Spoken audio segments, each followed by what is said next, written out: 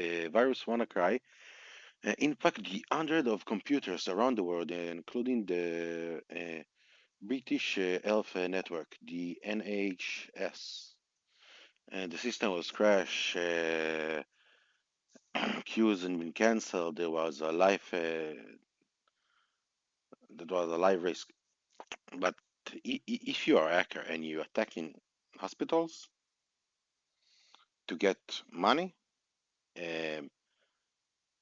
um, not like attacking like a lab experiment of monkeys or something, or like a hospital with people and